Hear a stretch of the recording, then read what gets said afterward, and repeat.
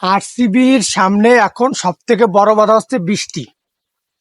RCB 7 match টানা হারার পরে, 6-7টা ম্যাচ টানা জেতার পরে এখন কোয়ালিফাই করতে তাদের সব থেকে বড় বাধা হচ্ছে বৃষ্টি। হ্যাঁ, ঠিকই শুনছেন। ব্যাঙ্গালোরের মাঠে খেলা সিএসকে ভার্সেস চেন্নাইয়ের একটা অলিখিত একটা ফাইনাল ম্যাচ। সেই ম্যাচের আগে ইন্ডিয়ান গভর্নমেন্ট, ইন্ডিয়ান আবহাওয়া অফিস ঘোষণা দিয়ে রাখছে যে তুমুল বৃষ্টি হবে, ম্যাচটা সম্পূর্ণ ভেসে যাবে এবং সারা দিন বৃষ্টি হবে এবং যখন খেলার সময় তখন হবে মুষলধারে বৃষ্টি। তখনের যে বৃষ্টি হবে তা থামার নামগন্ধ নাই। এখন কথা হচ্ছে আরসিবির এত সুন্দর কামব্যাক করছে, এত ভালো খেলছে, এখন যদি বৃষ্টির কারণে স্বপ্ন ভঙ্গ হয়ে যায়, খেলে হারলে কোনো অসুবিধা নাই। 18 রানে জিততে হবে অথবা 18 ওভার 1 বলে চেস করতে হবে। এই সমীকরণ একদম ইজি।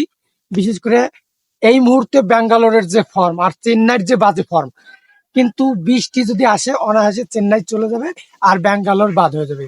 এটা মেনে নেওয়া খুবই কষ্টের ব্যাপার। আমি একজন আরসিবি ফ্যান হয়ে কোনো কায়দা মেনে নিতে পারছি না। যে কোনো কায়দায় বৃষ্টি থামা দরকার এবং এই খেলাটা আমাদের উপভোগ করতে দেওয়া উচিত। এখন কথা হচ্ছে বৃষ্টি থামানোর তো কোনো সিস্টেম নাই, প্রাকৃতিক নিয়মে বৃষ্টি হবে। কিন্তু আমরা যারা আরসিবি ফ্যান আছি, আমরা কঠোর প্রে করব যাতে বৃষ্টি না হয়। তাই সবার কাছে অনুরোধ করবো, সবাই প্রে করবেন যেন ওই দিনকে বৃষ্টি না হয়, আমরা যেন একটা সুন্দর খেলা দেখতে পারি এবং আরসিবি যেন সুন্দর খেলে জিতে কোয়ালিফাই করে এবং কাপটা নিয়ে আসে। ধন্যবাদ সবাইকে।